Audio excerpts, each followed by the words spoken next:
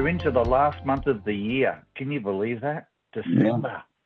It feels like it went January and then December.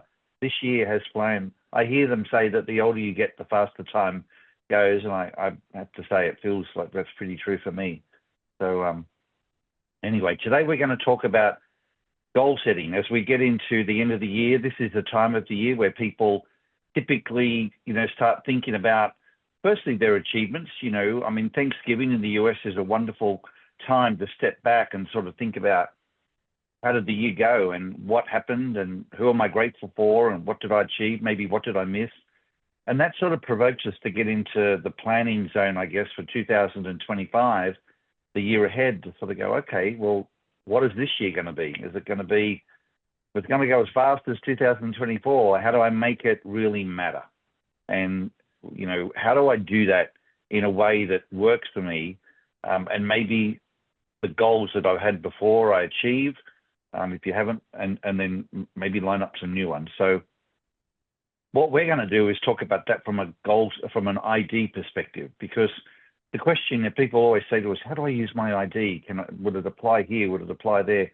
Would it apply to goal setting? Does it matter? Do we have different ways of approaching goal setting? And the short answer is, hell yeah, your ID really matters. And so I'm going to walk you through the different dimensions from an ID perspective with goal setting. I have a slide that I'll share with you. Obviously, as you know, we record these sessions and we send the recording out with the slides afterwards. And then we come back in 2 weeks' time for our masterclass, our ID masterclass, where we take the same topic of goal setting, but we dig into it. No masterclass this time. Oh, we're not doing masterclass. No, not because it's December. Because it's December, no one will be around. Wow, you get a break. You get a break. You get a break. Back in February. For the rest of December, and then all of January. Okay, so we better make today really matter then. Any of the nuances you want to cover will make today matter. So one thing to think about before we start talking about goal setting is just think about what has been your history with goal setting. Does goal setting even work for you? Some people are fanatical about it. They sort of say, well, you don't plan to fail, you fail to plan. That's one dimension. Another dimension is the people that go, it just doesn't work for me. I've tried it from every way but Sunday, and it just doesn't seem to work. But what does? I mean, we've all had various dimensions or various levels of achievement. So what is it that works for you? Because this is going to be an interactive webinar, and you'll have a chance to both ask questions to learn more about your ID and how it applies to goal setting, but to also share your experiences in the interest of helping others so that, together we are a more powerful brain by helping us all succeed together. So let me start by focusing. I'll pull up a slide and get us underway with ID. All right, so let me just show you. I'm going to show you this in the context of a matrix. Some of you will have seen these before. And it talks about the different things to be conscious of depending on what your ID is, what works, and maybe some things to be careful of. And I'm going to walk you through these drive by drive, but I then want you to, I'll sort of set it up, and then you can ask questions and also add your experiences, like maybe what are some of the nuances that have helped this work for you. What will be really helpful, if you haven't done this already, is you'll see that a lot of us have in their names on the screen. You can actually, if you right click, you can change your name to include your ID. And it's so helpful when you're talking and sharing for us to understand, where you might be coming from given your ID. So the first one, I will start by saying this. Goal setting doesn't work automatically for everybody. It really does vary according to your ID. Verifiers often do a lot of goal setting because they like the thinking and the strategizing and the scoping out of what they want to do for the year, because it feels that they attack the year with more intention. Their word would be with more purpose. But depending on your other drives, that will determine whether you follow through with the goals that you've set, or whether or not they'll just remain as intentions. what's important is that you've got to have a why. And I've found that effective goal setting for a verifier, this is often the biggest issue, because you might have a why, but it may not be the why. It may not be the most powerful why for you. And so it takes sometimes a lot more experimentation, maybe more discussion, more thinking, to really uncover what's the real why.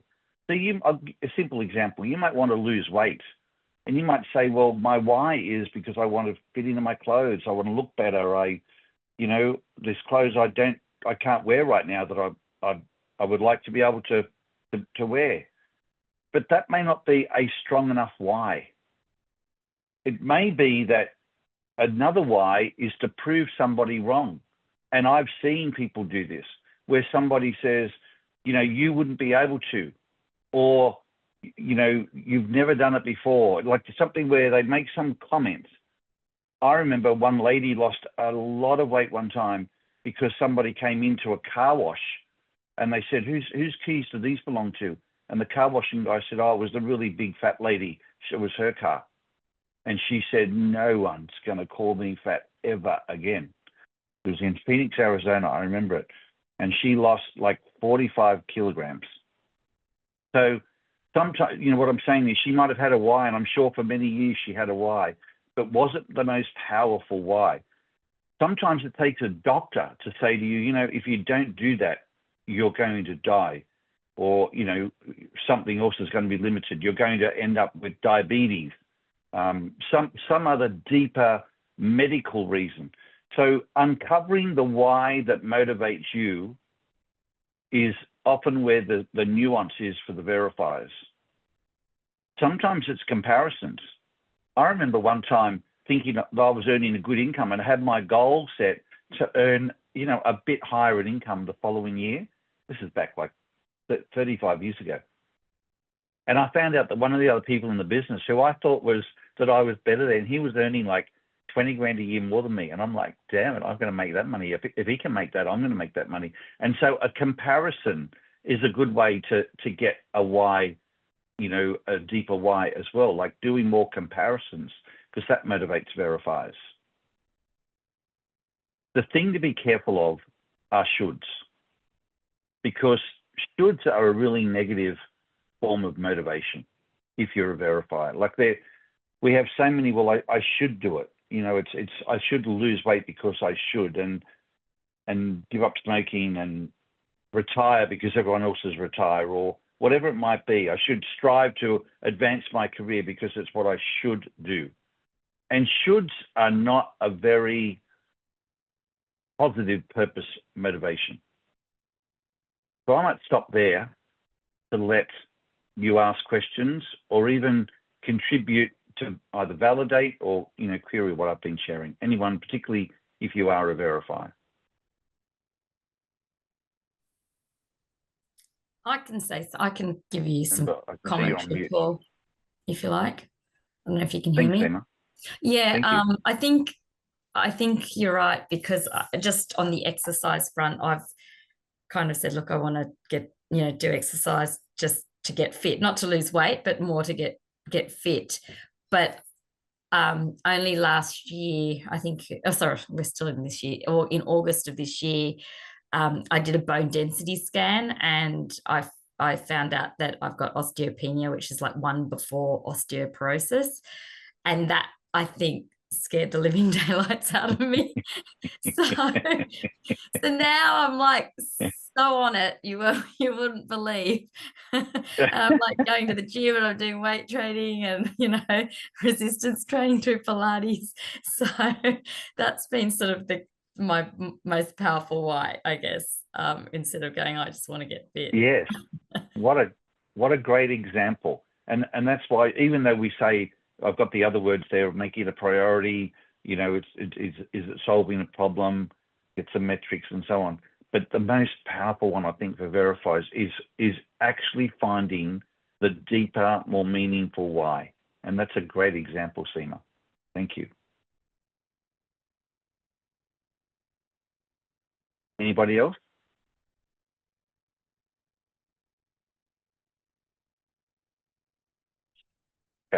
I would say noodle. If you're a verifier, you know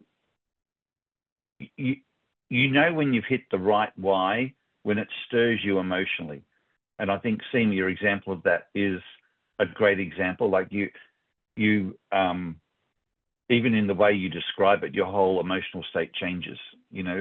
And when you find a why that is logical, sensible, responsible, but it doesn't shift you emotionally, it's probably not the right why. So dig a bit deeper until you find a why where it hits you like it hit SEMA, and then you're going to have a lot more probability of achieving whatever the goals are that you're setting for yourself. Now, let's move to the avoid verify element of goal setting. And so my question, first of all, not that I'm a avoid verify, but does goal setting work for avoid verifiers? Is that what you would even think of for yourself, and have you found that it works? So we've got some guidance here, but you may not even call it goal setting. So I'm really curious to hear from some of our avoid verifiers. Phil, I can see you're a 3 in verify. Alona, you're a 4. Judy, you're a 4. Cliff. So we've got several people who are avoid verifiers, and I'm curious whether you can see, given your avoid verify drive, how it either helps or hinders when it comes to goal setting. Well, I'll jump in. There were a couple things that you said, like comparing, like you were talking about comparing somebody's income to someone else's, like that would in no way ever motivate me. Never. Right. My son's an 8. When he was in school, he was always comparing his grades to other people. And it was always about this, like nothing about that speaks to me. But I remember when I went back to graduate school, that thing about my knowing was just, this is not optional. I have to do this thing. Like, that doesn't mean that I can't take a raise. I'm just saying, in the grand scheme of things, I'm just kidding. But I knew I had to go back to grad school. There was no part of me and I would not have been able to explain why, but I knew it. It was absolute. Wow. Thank you, Alona. That's a really, so would you even call that a goal, or is that just a decision that was made? Yeah, I think we're always talking about weight when we make goals and things like that. And I know where I want to be, and I know I'm not there. I obviously have not found the perfect motivator, so I'm still working on that. But you're right, is awful. Should is awful, and that does not motivate me. But I don't make, what do they call those at the beginning of every year? Everybody makes New Year's resolutions. Like, to me, that's, I never do that, because what if it doesn't happen and something might change, and other parts of my idea are like, no. But sometimes I just know, like this year at the beginning of the year, I'm like, I'm buying a house this year. And it wasn't a goal. It wasn't I have to do this because this is how much money I have, or it's going to save me, or whatever. It was just like, that's what I'm doing this year. I have the language that the Verify universe has for how I get myself to do things. I'm just like, well, that's just the thing. Yep. Well, so far, you've pretty much resonated with what we've got on the screen. Like, you had a gut feeling to do something, that you trusted your gut. You just knew it was what you needed to do. And I think you haven't mentioned about collaborating, but it was straightforward. You just could go and make that happen. It's not a complicated, thing to do. So it might still involve a lot of work, but it's straightforward for how you go about that. Absolutely. Phil, I think you were going to share before. Sorry. Thanks. Just to say that I'm relatively new at this, but yeah, goal setting has always been a challenge. It just seems like it's more of an organic, ongoing process. Thank you. I'm sure you probably relate to Alona too, with your strong gut feeling. That would be your compass, I'm sure, when it comes to how you move forward. Yes. I would agree as well. I don't do goal setting. I do setting. A goal to me is like a wish or something. Oh, I wish I could do this. And for me, it's do setting. I'm just like, buying a house or writing a book or whatever. It's a decision as opposed to, well, this is what I'd like to do. And the same way with bucket list. People talk about their bucket lists. I don't have a bucket list. If I'm going to go to, like this year, I'm going to go to Peru. It's a decision. So I agree very much with what the other two people said. That's that way for me too. Thank you. Thanks, Judy. Cliff, you're going to share something? Yeah, thank you, Paul. I mean, I just barely set a goal yesterday. I was talking to my wife about it. It's like, I want to do this thing here and I will reward myself with this. And this is what the criteria are for me doing it. And this is what I'm going to do. And I was cracking up as soon as you showed this screen. I was looking at the use authenticate and the avoid complete. And I was like, that was exactly what the conversation was with my wife. The avoid verify didn't resonate very much until something Alona said, which is, I don't actually have the precise goal clearly defined. It's more of, it's kind of in this area. And when I get to this area, I will consider that goal having been met. Even though it's a very clear outcome that I need to do these things. It's like, but I kind of need to do these things here. So I guess, that is my avoid, is the way that the avoid verify connects with me. Good. I love that. Thanks, Cliff. I think one of the best things coming out of this so far is just the permission that it gives people to let go of, one way, or that there is a merit that everyone should be goal setting or doing it in a particular form. Clearly, listening to this conversation already, there are very different approaches to goal setting. So let's shift and talk about the Authenticate Drive. So to me, on everything I hear from authenticators, it's all about having a clear picture.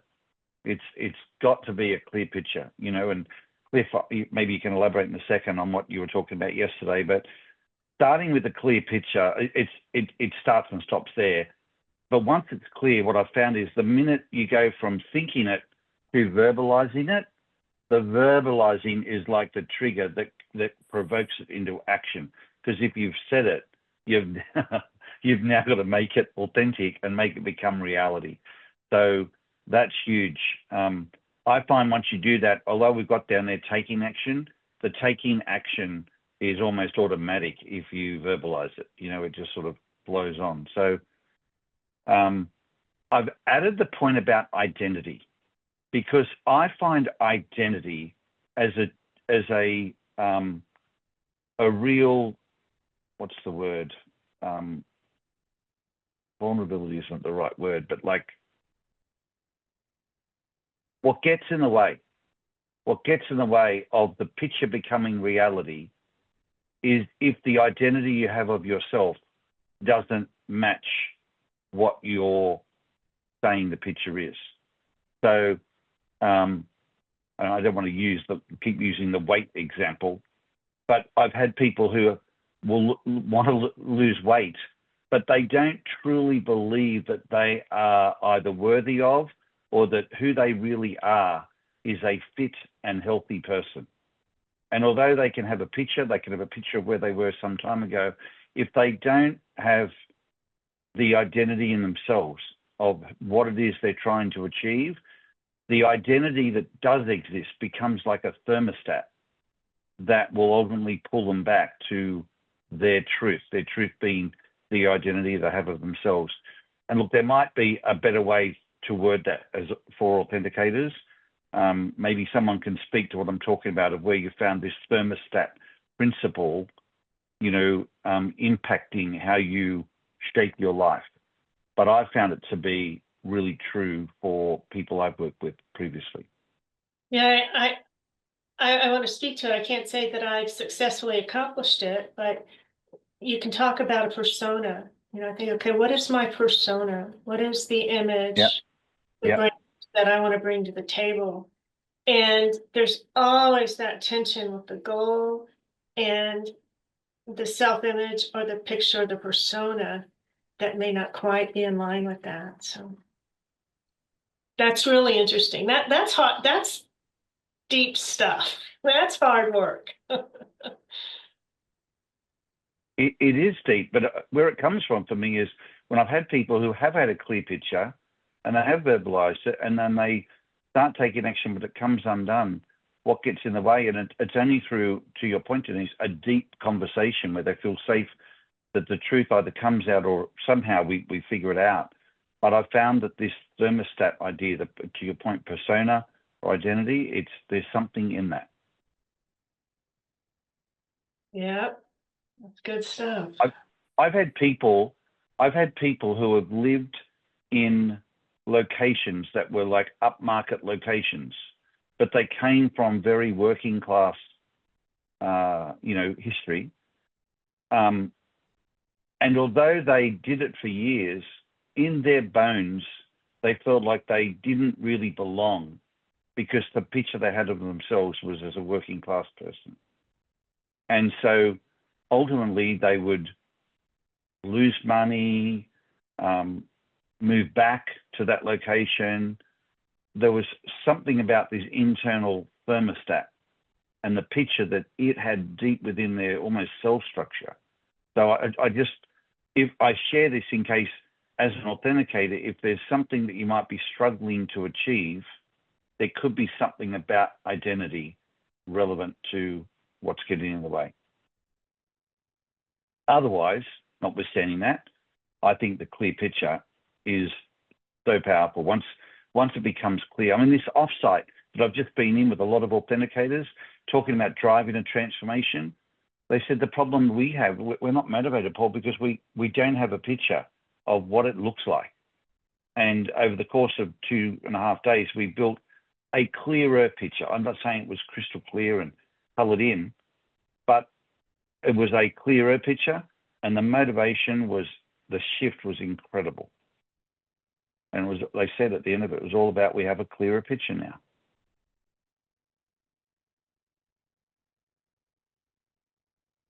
There's another piece for me.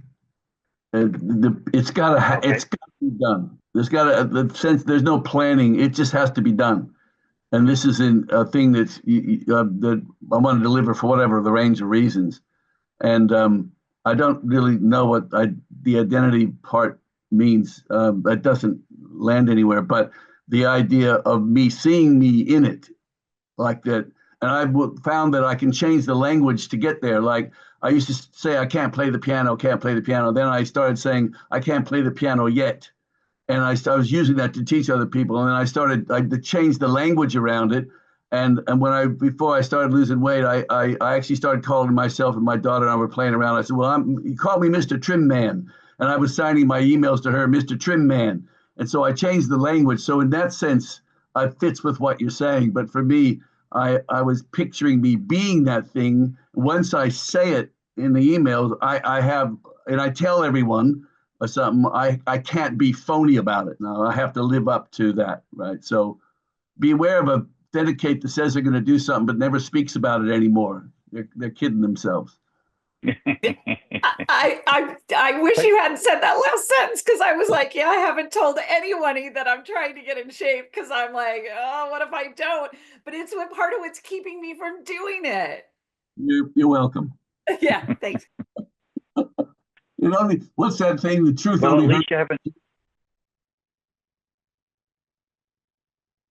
least you haven't told anybody publicly now, Alona.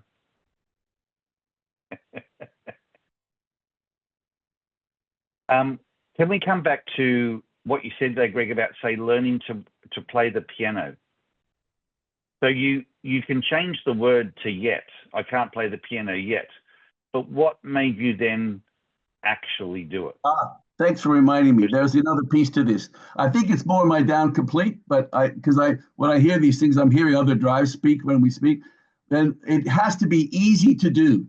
like I started, instead of having a keyboard, which I had to get out from under the bed or set up on a stand and plug in, we got an upright piano, put it in the family room so I could just walk by, sit down instantly and start. And then I got songs I really, really liked and got the sheet music for that. So I was learning stuff I already liked. I already knew chords from the guitar. And so all I had to do was learn the melody by the right. So it was an easy way in, so to speak. Now I can sit down with my music for an hour and amuse myself. And if you were in the room, it would sound like the song now. So it has to be easy to get started, and it's got to be some sense of progress. Like, you know, each day, each week, you get a bit better. You know, it's work. I guess I was saying to Lauren earlier, it's working. It's got to be working. Well, it's working bits with the Authenticate drive, for sure. Like that's what you do. But you're right about avoid complete. We'll come to that in a minute and elaborate on that. Any other questions on the Authenticate, the use side of Authenticate, or contributions? So Paul, just a question, because I'm sitting at a 5. Does that mean they don't really play a part as much? So the Authenticate, you get into the complete shortly. Yeah. So in your case, you would go to your 7 in Verify and your 2 in Improvise. They're your 2 drives. You can not worry about the 2 5s. Sort of makes it a little easier if it were, because, you know, if you were like 7 3 7 3, you've got 4 drives there: the 7, the 3, the 7, and the 3 that you need to pay attention to. But when you've only got the 2 drives, or like someone like Grant, who's got 1 really strong Verify drive, it makes it a little easier to just you hone in on that thing. But it's probably, you probably need, in Grant's case, you know, it's his 1 drive. So finding that really deep purpose, that he might have to spend as much effort finding that as what you do finding the 7 and the 2, you know. Okay. Thanks. All right, let's talk about, with the avoid Authenticate, you know, it's all about what's underlying the connection that fits with your values, your philosophies, your ideals. So finding the connection to what is ideal for you, whatever that, it varies from person to person, but is the ideal around the way you're living? Is it the use of your time? Is it the way that you're, you know, relating with people? Like what is your ideal? And obviously in my case, as a 1 in Authenticate, that is my strongest drive.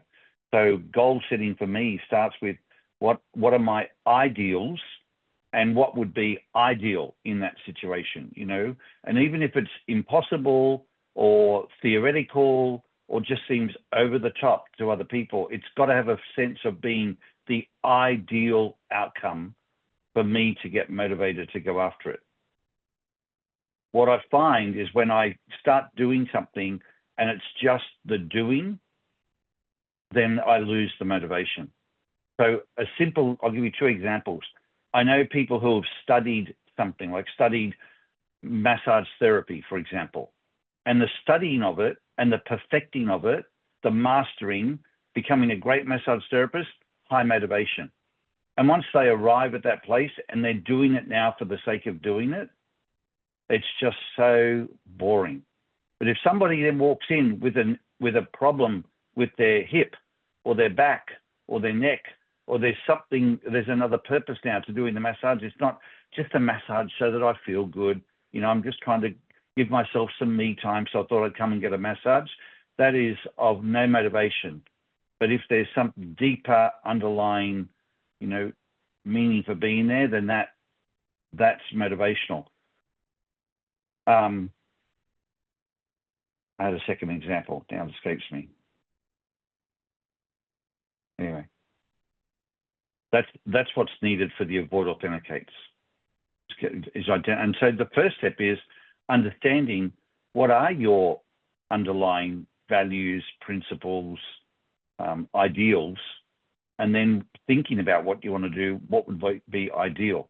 So for example, if you're going to go away on a family holiday, what would be the ideal family holiday? Now, it might be that you're going camping rather than staying 5-star. So what would be the ideal camping holiday? You know, how would that be? And it could be the length of time, the location, the way the campsite's set up, who you would go with, what would you do while you were there. But it's that underlying, you know, what would make it ideal that drives the real motivation for the avoid authenticators. So, Paul, does that mean if you wanted to learn the piano, then you learned the piano and you could play it, then you'd stop playing because now you've learned it? Yes, Greg, playing the piano for the sake of playing it is just doing. I'll tell you, I'll be very vulnerable with you and share. One of the things for me, I remember when my kids were young, and I'd say, well, one of the things I want to do is spend time with my family. You know, everyone says I want more quality time with my family.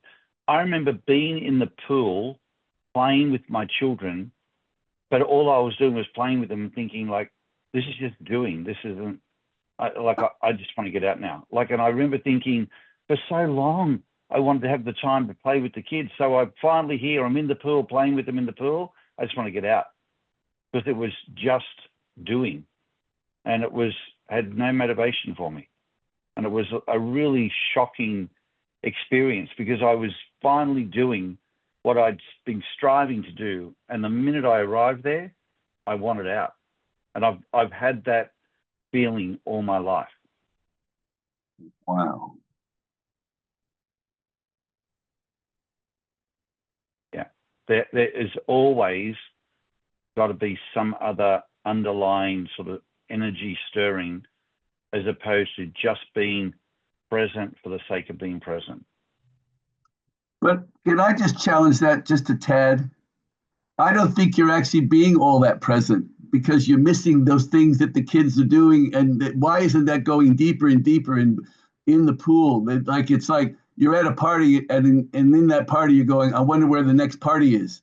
Instead of really 100% being there with them and getting all that newness and that depth and that leverage from them.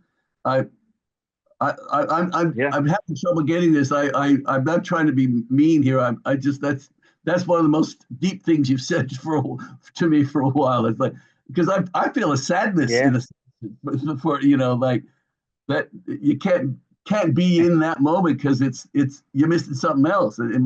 Sorry. I want to give you a hug. Me too. Me too.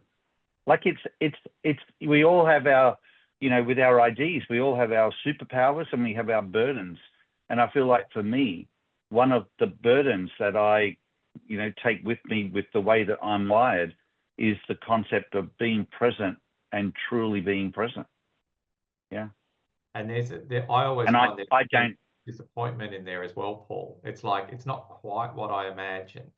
It's like I'm now doing what I thought it was, what I thought I wanted, but now I'm actually in it. It's not quite giving me what I'd already built up in my mind that it could be.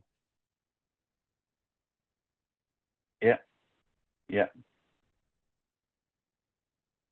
Yeah, that's so true, Ian. Yeah, so it is like and yet there are other times where things have gone ideal for me, like that really has, and I've been euphoric because I'm like, oh my God, I mean, this rarely happens. Like everything is actually happening the way that I am, and it's like, wow, So anyway. I find it's almost the unexpected though that becomes it. That's it. It's like you'd had a like my example is we went to the Grand Canyon for Christmas with the kids. It was the first time out of Australia for Christmas, and there was it doesn't always snow in the Grand Canyon, but it actually started snowing on Christmas Eve. So we woke up to the Grand Canyon being covered in snow. So I'm like, oh, it was sort of such a vain hope that it was like not really, So then when it actually happened, it was like, oh, this is magic. I just could not. It actually overfulfilled what I had in my mind. But that one always comes to mind. But it's so often you go, oh yeah, that wasn't quite what I expected. And you enjoy it. It's not that you don't enjoy it. It's just not quite what you were expecting or had envisaged in your mind. Yeah, yeah. So maybe we can make a webinar for another time about helping the avoid authenticate to get really present. Let's move on in this case for the complete drive. So So it was interesting to hear you say before, Judy, that you don't plan, because the other drive, other than the verifiers that I find do goal setting and do it well and regularly, are completers.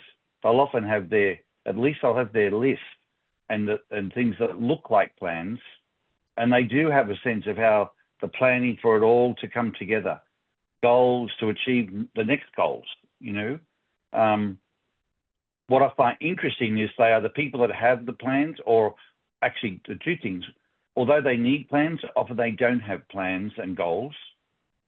And then when they do, they try and boil the ocean, and it's so big that they don't know where to get started. And so one of the things I think to call out for completers is, firstly, trust the power of momentum. Because one of your best strengths is that as you get started and you make progress, your confidence, your enthusiasm builds a momentum. A little bit, I think of it like a truck going up through the gears. When a truck starts off from the traffic lights, it's really slow in first gear, and then second gear, third gear. And when it gets up to 12th gear, it's flying down the mountain, flying down the road. But if you were to measure it based on where it was in first gear, you'd think it was going to take all day to get to the destination. But once it got momentum going, it gets there so much faster. In fact, it becomes hard to stop. And so the same is true for completers. If you measure things linearly, you'll feel like it's going to be impossible to achieve a goal. But it typically happens on an exponential basis. And so trusting the exponential nature of momentum as a completer can allow you to have a lot more confidence in your goal setting and be much more successful.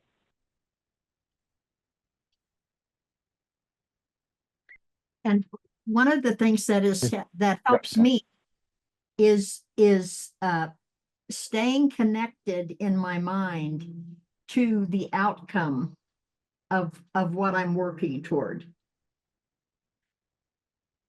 And I attribute what I learned from the ID for that particular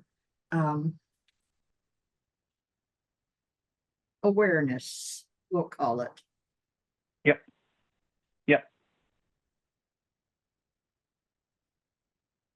And then the other thing that gets in the way is obviously interruptions, because using the semi-trailer example, if you've got to keep coming to a set of traffic lights and come back to first gear, you feel like, oh, I'm never making any progress.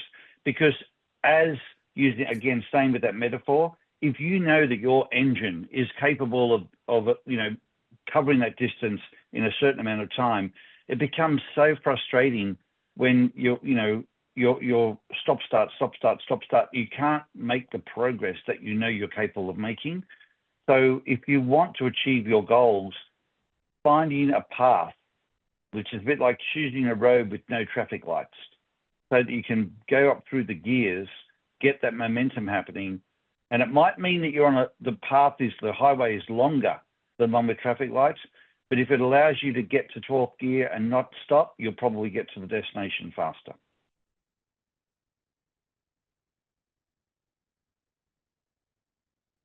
Let's talk about the avoid complete drive, and then I'll take some questions. So we've already had some people, Elena and Greg, you've already spoken of this a little bit, but one of the things that's really true for the avoid completers, because I think this is the drive that especially doesn't work with planning. It's more decisions, like we're just going to do it. And the good thing about a decision is if you can make it so that you eliminate all other options, it just is. The more there's no options, the more likely you are to achieve that goal.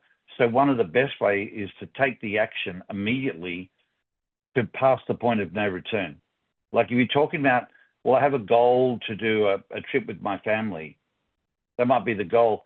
Go and book it, pay for it. Like it's done, locked in, tell everyone about you're in, Now there still might be things to plan towards to then make that happen.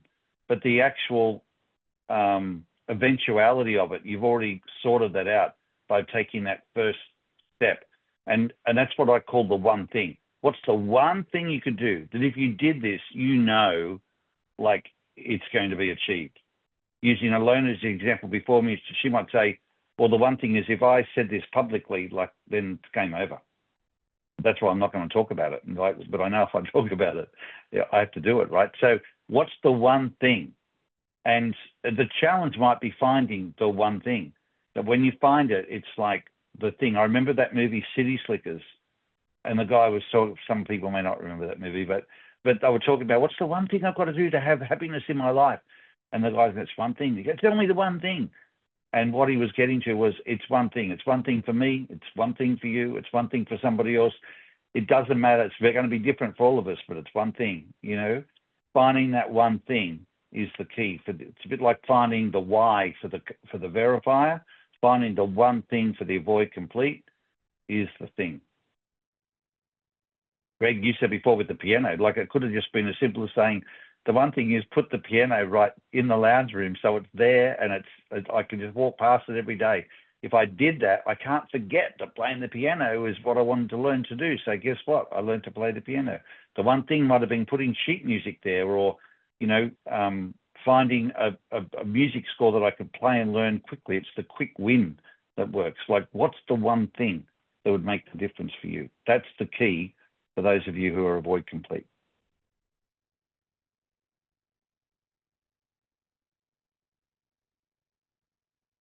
Any questions or anything anyone would add? If I'm going to ask you, when you talked about, you had that conversation last night with your wife, and you said it all tied to the authenticate and the avoid complete, because you're a 7 in authenticate and the 3 in complete. Mm-hmm. Can you share with us what was the avoid complete part that really resonated? Yeah, well, it's the freedom and flexibility in the short term wins.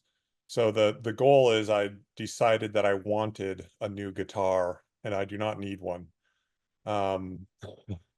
In fact, there's like 4 other guitars I could put my hands on just outside the screen here. But I had set a goal to do something specific, and it's like, okay, so I just knew a little bit here. And Greg, when you're talking about the piano, it's like, that's why this is sitting right here, all tuned up. 15 minutes between calls, I can take it down with one hand. I can do a little practice. I can put it right back up, do that 3 or 4 times a day. So all of this, Paul, was part of the action plan that I was describing to my wife. It's like, okay, well, I want this, but I don't really need it. So I'm going to reward myself by doing these things here. And this is the ultimate fuzzy goal that I'm looking for. And, you know, it's basically everything you have on authenticate and complete here. So how does that resonate as when I hear Greg say that one of the things as an authenticator is it's got to be essential, you know, and I hear needed, and you're saying this guitar is not really needed. How does that marry to an authenticator? Well, I can make an argument it is essential and needed. It's just that I know that I'm making stuff up to myself. So I'm definitely rationalizing there as to why it's essential for my playing evolution, but I'm like, I really don't need to spend the money or get another guitar. Why don't I just learn to play what I have better? It comes to another place, doesn't it, Cliff? You just got to do it. Right. It is essential for a certain style that I want to play in the future. Oh, yeah. That's back engineering it, but you just got to do it. Yeah, exactly. I'm making that up. Paul, I'd like to add to that thing that it's easy to start and stop. It's easy to get at. The word easy to me is really crucial, that there's no complicated, even when I'm cooking, I want the spice rack there. I don't want to have to walk one step, like, so the more, particularly if I'm changing a habit, it's got to be easier to do than the old habit. If the old habit's easier, that's going to win. Greg, I will. Yeah, I thought that was an avoid verify thing. So I'm not sure where that one fits, but I hear you. The easy to get started is really right, you know. Yeah, there's something about fewer steps. I mean, we're just going to stay on this theme, right? Where it's like, if I want to eat something more healthful for breakfast, grabbing a piece of toast with jam is easy. It's a little harder to make eggs with spinach and, all that, or whatever, your steel cut oats. So I have to do this whole thing where I do it at night. So in the morning I can just grab the thing. So it's not a pie, Yeah. Fewer steps for the avoid complete. Really good. thing on that. That's great. Sometimes we have to distinguish between, I'm sorry.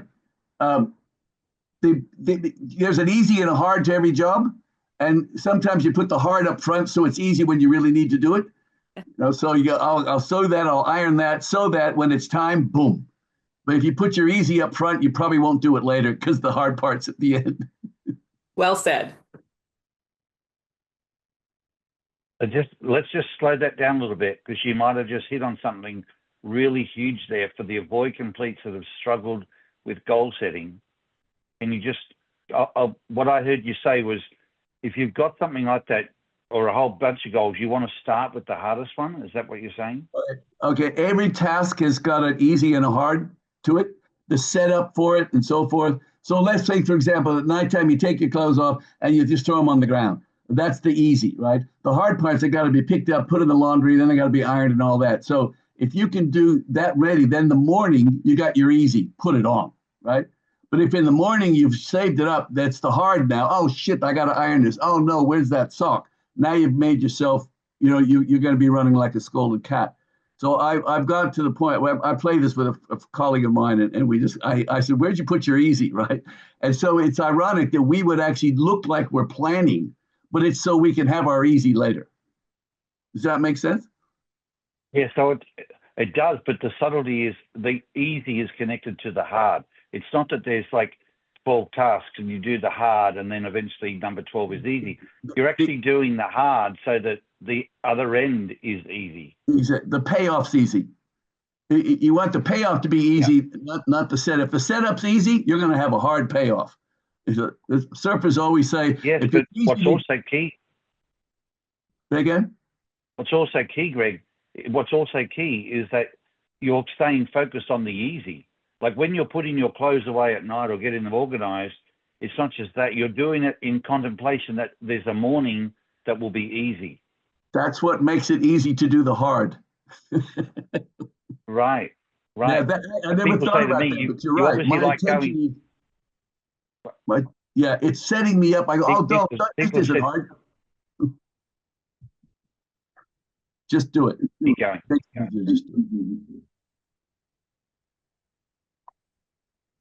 That's a good point. I was going to share. People have said to me, "You'd like going to the gym," and I said, "No, I don't like the gym. I like leaving the gym. I like the benefits of the gym. When I'm at the gym doing what I'm doing, I'm focused on the other side of that." So hard up front, easy on the back end. Yeah, yeah. That is such a great insight from this discussion today, because so many people who are avoid complete, who struggle with goal setting, I think it's because they focus on the hard and they don't see the connection to how that's going to make things easy, and then stay focused on the easy. Yeah. And I'll give you one more clue. You'll feed people like with our drives that are messy, late, not getting things done. We have a friend, they're just putting their easy at the front, and that's why they always the hard gets just too hard, so they drop stuff, they're late for things, they don't get it finished because they've saved the hard for the last bit. And when we're doing diving catches, you got to be clean. It's a diving catch. You can't carry much stuff, right? So, and I know if I see someone tell me their tale of woe, the way they describe it, I always go, you put your easy at the wrong end. I'm watching companies do it with poor execution. The easy is, would take the easy way, and then they pay a price with the mess, with the restarts, with the customer, impact. The cleanup that's needed later is so much more expensive. So it applies both at a personal and at a corporate level as well. Thanks, Greg. Great insight. I would also add on to that. For me, getting something difficult done early, it's a yes and to what's been said here. It's the freedom. Because if something comes up tomorrow, I've already done something hard, so now I have more freedom to take something on or do something.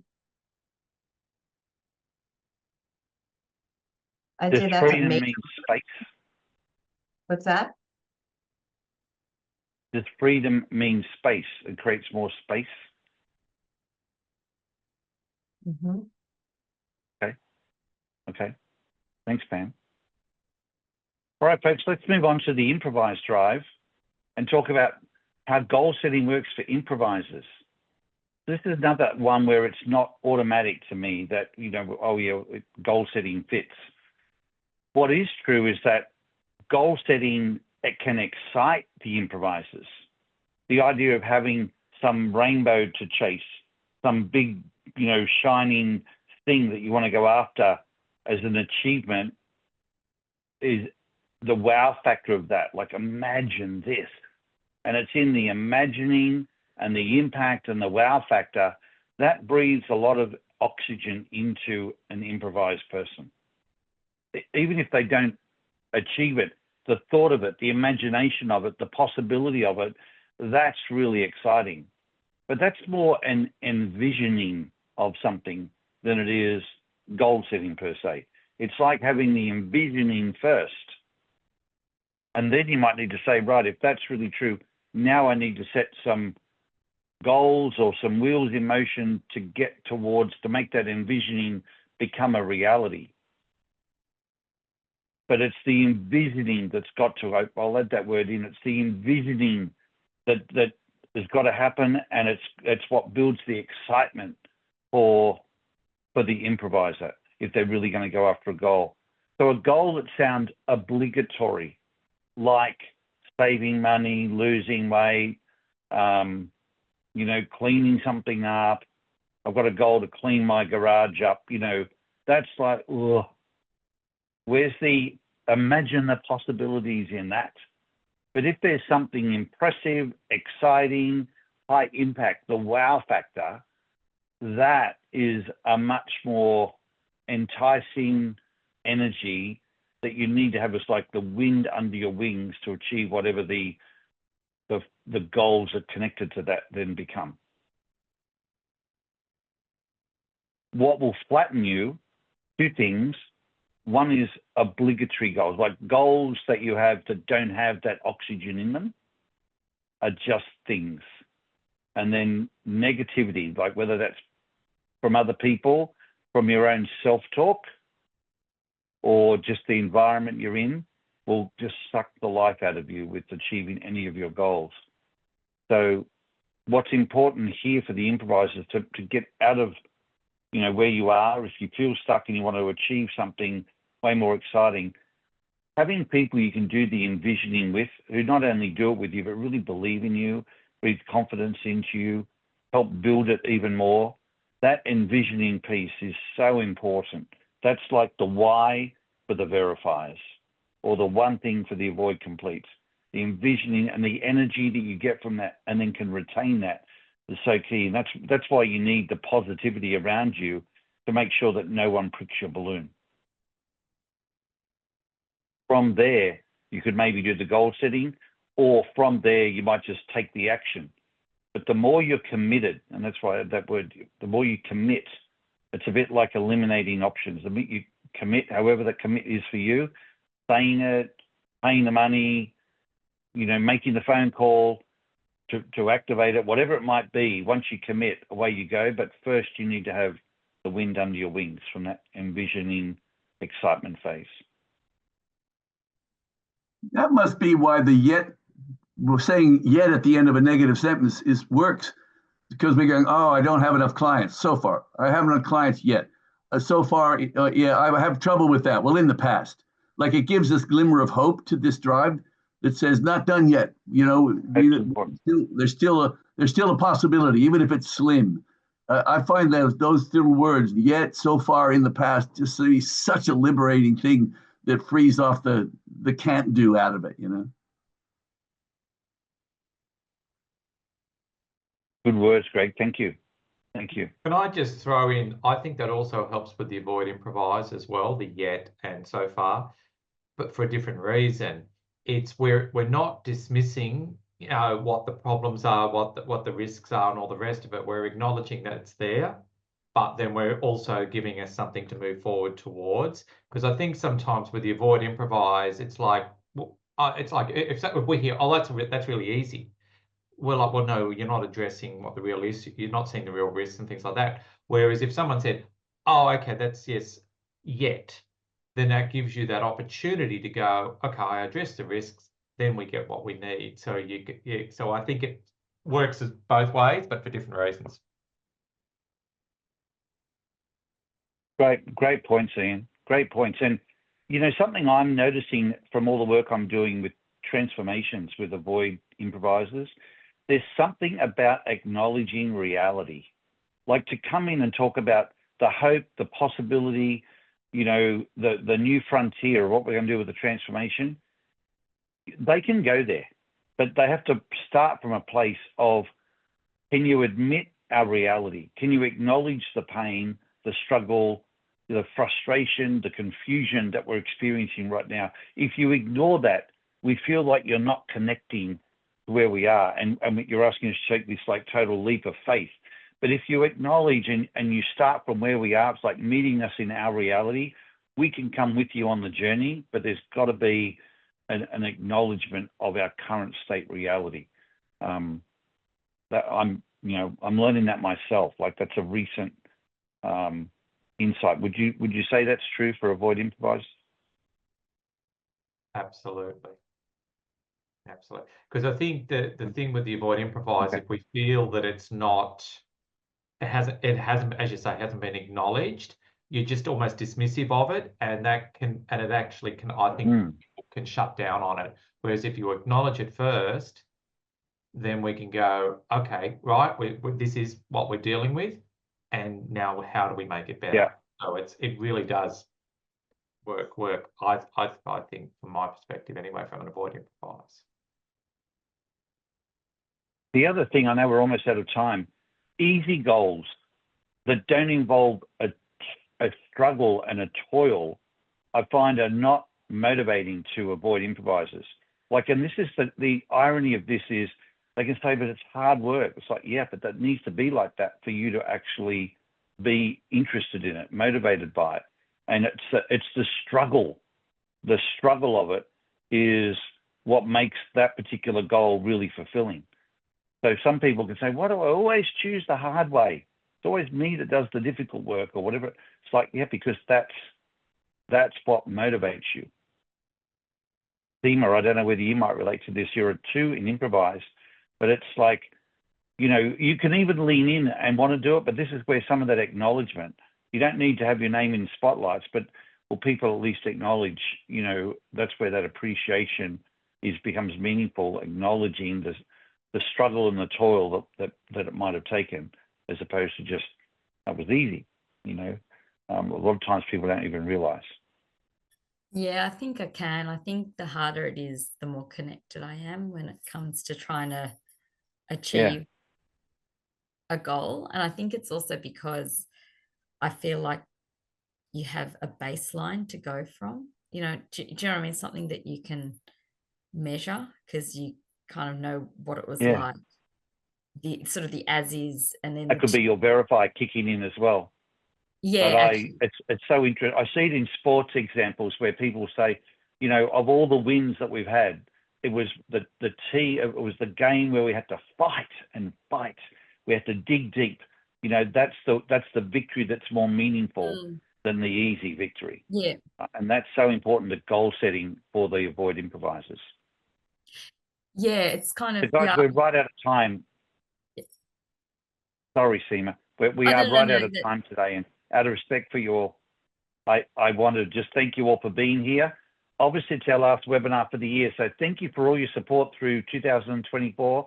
Have a wonderful Christmas break and holiday over the new year. Stay safe, have fun, and we look forward to seeing you again when we kick off in February 2025.